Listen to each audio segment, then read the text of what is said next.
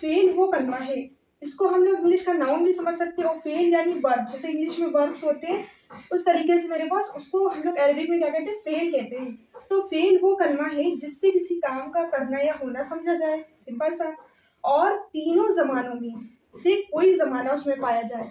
तीनों जमानों से मुराद या तो वो माजी में यानी पास्ट में उसमें कोई जमाना पाया जा रहा हो, या फिर वो हाल में हो, या फिर मुस्तकबिल यानी फ्यूचर।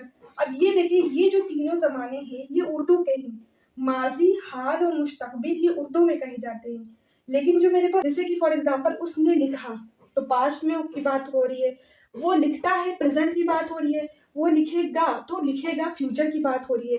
तो यहाँ पे माजी, हाल, मुस्तकबिल। लेकिन अगर हम लोग अरबिक में अगर हम लोग देखें तो अरबिक में मेरे पास यहाँ पे क्या नहीं होता है, इस मुस्तकबिल को, मतलब इसको फ्यूचर और जो प्रेजेंट है, फ्यूचर और प्रेजेंट, अरबिक में दोनों को एक ही कंसीडर, मतलब दोनों के लिए एक ही टेंस यूज, ठीक है। तो अरबिक के अंदर मेरे पास माजी होता है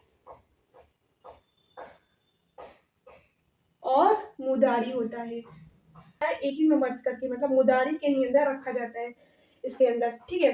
तो यहाँ पे ये दोनों ही सेगे मेरे पास किसके हो जाएंगे, ये दोनों ही सेंटेंस मुजारी के हो जाएंगे, ठीक है।